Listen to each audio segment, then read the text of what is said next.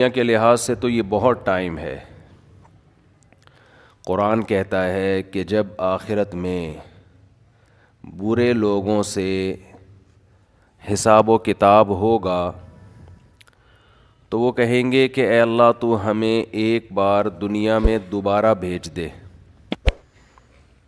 تاکہ ہم تیرے پیغمبروں پر ایمان لائیں اور ہم تیری فرما برداری کریں۔ یہ مضمون قرآن مجید میں بہت مقامات پر آیا ہے۔ مشرک کہے گا واللہ ربنا ما کننا مشرکین، اللہ کی قسم ہم تو شرک کرتے ہی نہیں تھے۔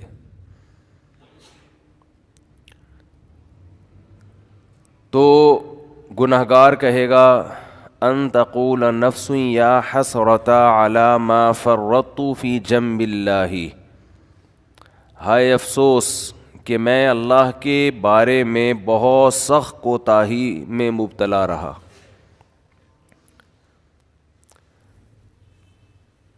یعنی قرآن بیان کرتا ہے نا کہ تمہاری کیفیت کیا ہوگی اس وقت،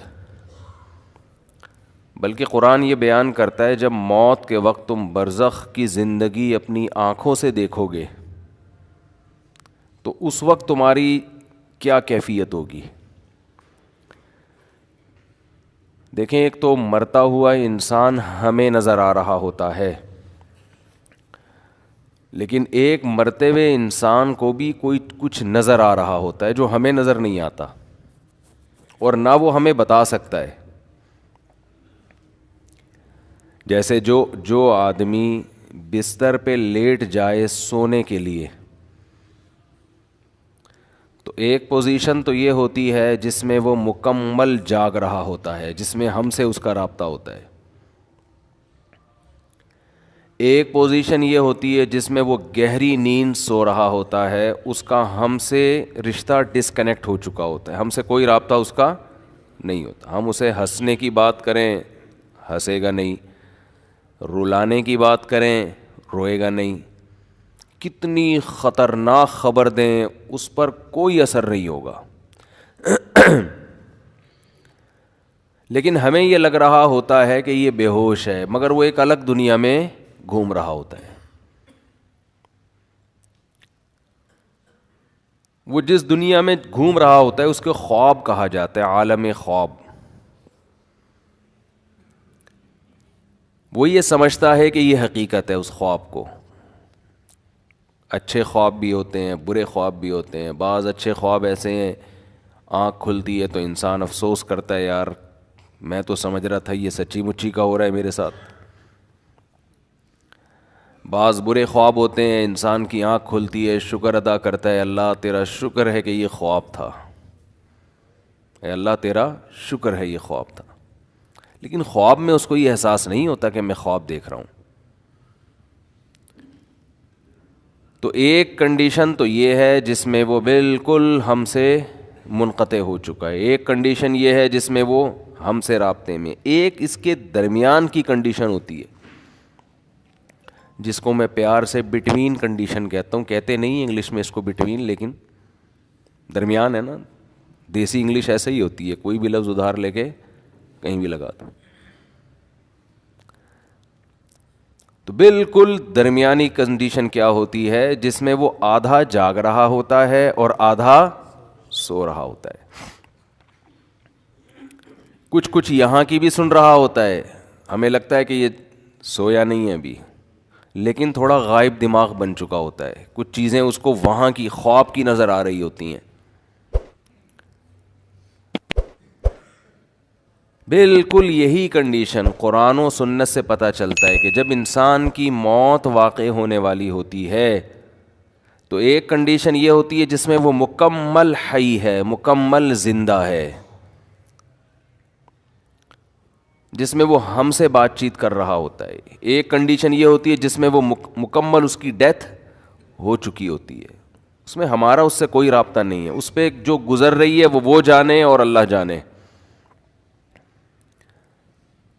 جیسے حضرت عمر نے فرمایا نا کہ حدیث میں آتا ہے نا کہ جو برا آدمی ہے جب اس کی میت کو قبر کی طرف لے کر جاتے ہیں تو کہتا ہے کہ تم مجھے کہاں لے کے جا رہے ہو؟ اور اچھے آدمی اچھا کیا کہتا ہے؟ مجھے جلدی لے کر جاؤ. یہ برزخ کی باتیں ہیں جو وہ خود دیکھ رہا ہے. لیکن ایک حالت مرنے والے کی ایسی ہے جس میں وہ آدھا عالم برزخ میں اور آدھا عالم دنیا میں. اس کنڈیشن کو سکرات موت کہا جاتا ہے. سمجھ رہے ہیں بات کو؟ کیونکہ یہاں شرعی احکام چینج ہو جاتے ہیں. شریعت میں کچھ احکام ایسے ہیں کہ ابھی اس کا حکم کچھ اور ہے، مرنے کے بعد کچھ اور ہے.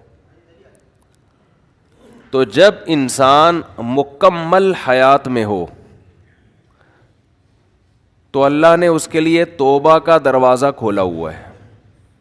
چاہے اس کو 100% یقین ہو جائے کہ میں نے کل مرنا ہے یا 1 گھنٹے بعد مرنا ہے، لیکن توبہ کا دروازہ اس کے لیے بولے کھلا ہوا ہے.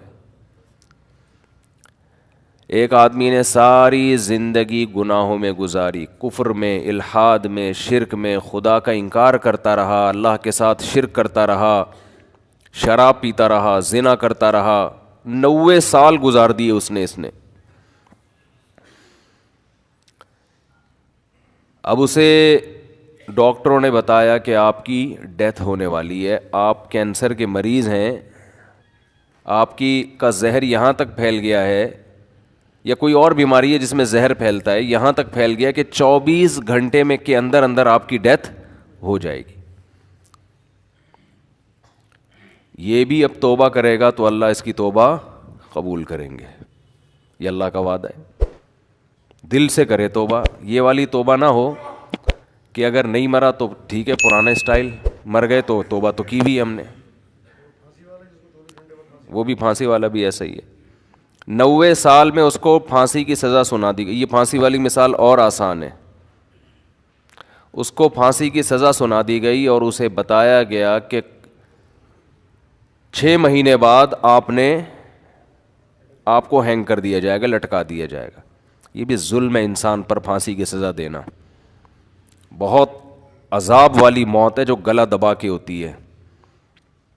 اسلام نے حکم دیا جس کی سزا قتل ہے اس کو تلوار سے سر قلم کیا جائے. اس میں تکلیف کم ہوتی ہے. جب تلوار لگتی ہے نا اس کے یہاں مجرم کے، تو سب سے پہلے اس کا دماغ کا اور باڈی کا کنیکشن ختم ہو جاتا ہے، تو تکلیف کا احساس ختم، لیکن وحشت بہت ہوتی ہے. مقصد تھا شریعت کا کہ لوگ جرم سے باز آ جائیں، تو ایسا طریقہ اسلام نے رکھا ہے کہ دہشت بہت بیٹھ جائے لیکن مجرم کو تکلیف کم سے کم ہو. تو جب سر پہ اس کے مجرم کے تلوار لگتی ہے تو وہ سر کھوپڑی وہاں جا کے گری، تڑپتا بہت ہے، بلیڈنگ ہوتی ہے. اور اسلام میں یہ بھی حکم ہے کہ پھانسی کی سزا بند کمرے میں نہ دی جائے، یعنی قتل کرنے کی سزا، بلکہ یہ کھلے عام چوک میں دی جائے، ساری دنیا اپنی آنکھوں سے دیکھے یہ، تاکہ معاشرے میں قتل رکے. اب دیکھو مجرم کے ساتھ بھی احسان کہ اس کو کم سزا دی، یعنی اس کو تکلیف سے بچایا جا رہا ہے، اور لوگوں کے ساتھ بھی احسان، ان پر دہشت بٹھائی جا رہی ہے تو لوگ قتل سے باز آئیں. مجھے یاد ہے 20-25 سال پہلے، ہمارے بچپن کی بات ہے، کہ ایک سعودی عرب سے ہمارے ایک دوست آئے ملنے کے لیے. وہ تھے اصل میں بلوچستان کے تھے، لیکن بائی بورن سعودی تھے. وہ تو بلوچی بھی بولتے تھے، اردو بھی بولتے تھے، عربی بھی بولتے تھے. تو کہنے لگے میں نے جب پہلی مرتبہ سعودی عرب میں سر قلم ہوتے ہوئے دیکھا ہے، بلوچی تھے بڑے مضبوط، بروہی، کہہ رہے میں 2 گھنٹے ایسے کانپتا رہا ہوں لاش کو دیکھ کے نا، جو سر قلم کیا ہے، تو 2 گھنٹے میں ایسے خوف سے کانپتا رہا ہوں. تو بتاؤ جس نے یہ منظر دیکھا ہو وہ کبھی کسی کے قتل کا سوچ سکتا ہے جب اس کو پتا ہو کہ میرا بھی انجام ہوگا؟ خیر بات کہاں سے کہاں چلی گئی جی. ہاں میں یہ عرض کر رہا تھا کہ ڈاکوؤں پر شریعت نے رحم نہیں کیا ہے. خیر میں یہ عرض کر رہا تھا کہ ایک شخص 90 سال کی عمر، اس کی ساری زندگی قتل میں گزری، ڈکیتیوں میں گزری، ظلم میں گزری. کورٹ نے فیصلہ کیا، جو کہ نہیں کرتی عام طور پہ، لیکن کر دیا کہ اس کو پھانسی پہ لٹکایا جائے گا. 6 مہینے بعد لٹکایا جائے گا. اسے لوگوں نے آ کے بتایا توبہ کر لے, گناہ سے معافی, کہہ رہے نہیں کروں گا توبہ میں. وہ 6 مہینے بھی اس نے گزار دیے, کفر بولتا بکتا رہا, کوئی خدا نہیں ہے, کوئی مجھے دوبارہ رہائی ملی دوبارہ یہ کام کروں گا. یہاں تک کہ 1 ہفتہ رہ گیا, پھر اسے کسی مولانا صاحب نے کہا توبہ کر لے, کہہ رہے نہیں کروں گا توبہ. پھر 1 دن رہ گیا, پھر 1 گھنٹہ رہ گیا, پھر آخر کا 1 منٹ رہ گیا. اسے 6 مہینے پہلے بھی یقین تھا کہ مجھے قتل کیا جائے گا, لیکن توبہ نہیں کر رہی ہے اس چانس پہ کہ شاید رہائی ہو جائے. بعض لوگ زبان کے بڑے پکے ہوتے ہیں, چاہے وہ کافر ہی کیوں نہ ہو, کہتے ہیں جیسے ہم اندر سے ہیں ویسے ہی ہم باہر سے. جیسے نبی صلی اللہ علیہ وسلم کے چچا ابو طالب تھے نا, موت کے وقت کلمہ نہیں پڑھا. انہوں نے کہا نہیں, اب اگر میں پڑھوں گا لوگ کہیں گے ساری زندگی جس دین پر قائم رہے موت کے ڈر سے, تو میں نہیں پڑھوں گا کلمہ. جیسا جو میں ہوں اندر سے ویسا ہی میں کیا ہوں. ان کی ایک رائے تھی کہ میں جیسا رہا ہوں ویسا ہی رہوں گا میں. ہمارے نبی کو بہت افسوس ہوا, بہت غم ہوا. اللہ نے فرمایا انک لا تہدی من احببتا, اے محمد صلی اللہ علیہ وسلم جس سے آپ کو محبت ہے, ہدایت کا اختیار آپ کے ہاتھ میں نہیں ہے. یہ نہیں کہ آپ کو جس سے محبت ہے آپ اس کو ہدایت بھی دے دیں, یہ نہیں ہو سکتا. ہدایت تو جو چاہے گا اسے ملے گی, اور یہ اللہ کے ہاتھ میں ہے. حضرت بلال کا نبی سے کوئی رشتہ نہیں, غلام, رنگ بھی سیاہ, قوم بھی الگ, غلام. ان کو ہدایت مل گئی, چاہت تھی ان کے دل میں, طلب تھی. تو بعض ایسے ہوتے ہیں کہ وہ اقرار نہیں کرتے, وہ کہتے ہیں موت کے وقت بھی ہم نہیں, حالانکہ موت کے وقت ان کو یہ ہوتا ہے کہ شاید اسلام نے جو کچھ کہا ہو وہ سچ کہا ہو, لیکن وہ کہتے ہیں نہیں, جس پہ ہم زندگی میں رہے اسی پہ رہیں گے. تو یہ جو 90 سالہ شخص تھا جس نے سینکڑوں انسانوں کو قتل کیا, ہزاروں کو قتل کیا, خدا سے بغاوت کی, اللہ کے وجود کا انکار کیا, اس سے بڑا مجرم دنیا میں کوئی نہیں ہو سکتا تھا. اسے بتایا گیا 6 مہینے بعد تمہیں لٹکا دیا جائے گا. لوگوں نے کہا توبہ کر لے, اس نے کہا کہ نہیں, کیونکہ اس کو یہ تھا کہ شاید میں رہا ہو گیا, 1% چانس ہے, تو میں نے تو وہ بدماشیاں دوبارہ کرنی ہے, پھر میں کس منہ سے لوگوں کے پاس جاؤں گا. لوگ کہیں گے اچھا پہلے اسلام باطل تھا اب اسلام صحیح ہو گیا. تو اس نے ڈیلے کی, اس نے کہا نہیں, یہاں تک کہ اس کو لٹکانے میں 1 منٹ باقی ہے, 1 منٹ. اس کو یقین ہو گیا میری زندگی صرف کتنی دیر کی ہے, 1 منٹ کی. اب رہائی کی تمام اپیلیں مسترد ہو چکی ہیں, لیکن ہے پورا زندہ, ابھی عالم برزخ کو اس نے اپنی آنکھوں سے دیکھا نہیں. اب اگر یہ توبہ کر لے, بالکل پھانسی کے پھندے کی طرف جا رہا ہے, اس کو جلاد لے کے جا رہا ہے لٹکانے کے لیے, یہاں تک کہ اس ٹول پہ اس کو کھڑا کر دیا, این اس وقت بھی اگر یہ توبہ کرے گا تو اللہ کا وعدہ ہے اس کی توبہ اللہ قبول کرے گا. لیکن اس توبہ میں شرط یہ ہے کہ یہ دل میں ارادہ ہو کہ اگر بالفرض چھوٹ گیا, میں قدرت کی طرف سے کچھ بھی ہو گیا, تو میں دوبارہ پرانی زندگی کی طرف نہیں لوٹوں گا. یہ دل کی حالت تو اللہ ہی جانتا ہے نا. یہ پکا عزم دل سے ہو اور زبان سے اقرار کرے کہ اللہ میں اسلام کو قبول کرتا ہوں, میں تیرے وجود کا قائل, تیری توحید کا قائل, تیرے پیغمبروں کا قائل, مجھے اگر رہائی مل گئی تو میں دوبارہ اس پرانی زندگی کی طرف نہیں آؤں گا. حالانکہ رہائی ملنے کا کوئی چانس نہیں ہے. قرآن سے, صحیح احادیث سے, متواتر احادیث سے اہل سنت والجماعت کا عقیدہ ہے کہ اس وقت 1 سیکنڈ کی توبہ اللہ اس کے تمام گناہوں کی دیوار کو گرا ڈالے گی. وجہ کیا ہے؟ اس نے ابھی تک آخرت دیکھی نہیں ہے. اللہ اس کو بخشنے کا بہانہ کیا تلاش کرے گا؟ ہو سکتا ہے فرشتے اعتراض کریں, اللہ اب تو موت کا یقین ہے اس کو, اس کی توبہ کس بات کی؟ اللہ کہیں گے موت کا تو یقین ہے, لیکن فرشتے اور آخرت اس نے اپنی آنکھوں سے غیب پر ایمان ہے, اور غیب پر ایمان اللہ قبول کرتا ہے. بہت سے لوگ اس کنڈیشن میں بھی توبہ نہیں کرتے, بلکہ زیادہ تر تو نہیں کرتے. بہت مشکل ہے بھائی بات سمجھانا, کیسے سمجھائیں؟ کیا زیادہ تر لوگ اس کنڈیشن میں توبہ کرتے ہیں؟ بولو, نہیں کرتے. جاؤ ہسپتالوں میں کینسر کے مریضوں کو جا کے دیکھ لو, جیسے تھے ویسے کے ویسے ہی ہیں. غیر مسلموں کو دیکھ لو, بسترے مرگ پہ تڑپ رہے ہوتے ہیں. جو بت پرست تھا وہ بت پرستی میں ہی مرتا ہے, وہ پھر بھی نہیں کرتا توبہ. تو یہ بھی بہت 1% خوش قسمت لوگ ہوتے ہیں جو عین اس وقت میں توبہ کر لیں, ورنہ توبہ ہوتی نہیں ہے. اس ٹائم پہ بھی نہیں کرتے لوگ توبہ, دل سیاہ ہو چکے ہوتے ہیں وہ. اب دیکھو آخری 1 منٹ رہ گیا ہے, اگر آج وہ دل سے توبہ کر لے, وہ پھانسی کے پھندے پہ لٹکنے والا 1 سیکنڈ پہلے, یہاں تک کہ اس کے گلے میں پھندا لا کے ڈال دیا گیا, ابھی صرف رسا کھینچنے کی دیر ہے, اس دوران بھی اگر وہ توبہ کرے گا, یہ 1 سیکنڈ اس کی کروڑوں سال کی زندگی کو, فیوچر کو چینج کر دے گا. کیوں؟ ابھی تک اس نے اپنی آنکھوں سے دیکھا نہیں ہے, ابھی تک دیکھا نہیں ہے اس نے اپنی آنکھوں سے, غیب پر ایمان ہے. تو یہ اللہ کا وعدہ ہے, ان اللہ یقبل توبۃ عبدہ ما لم یغرغر.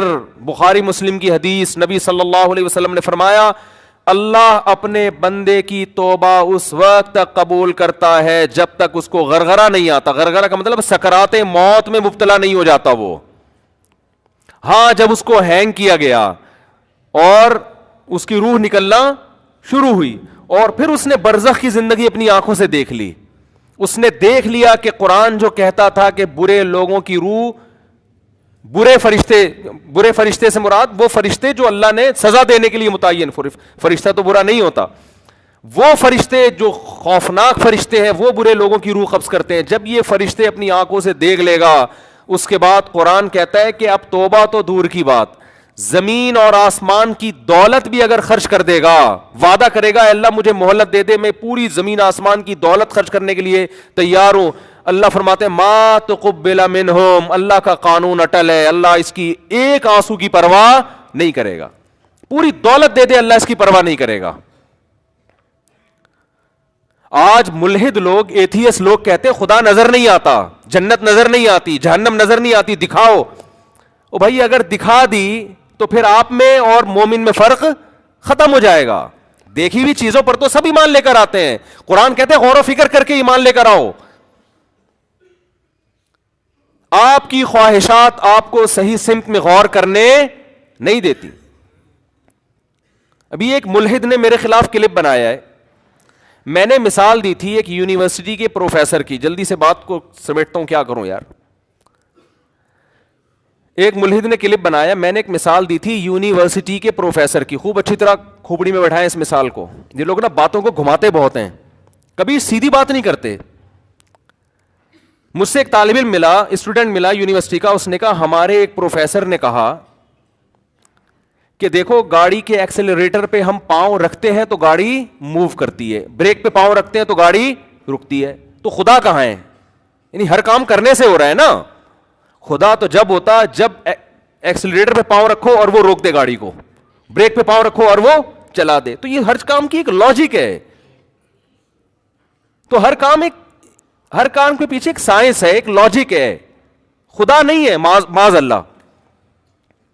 میں نے کہا یہ مثال ہی خدا کے وجود کی سب سے بڑی دلیل ہے. گاڑی کے ایکسلریٹر پہ جب تک پاؤں نہ رکھیں وہ چلے گی خود سے؟ بولو.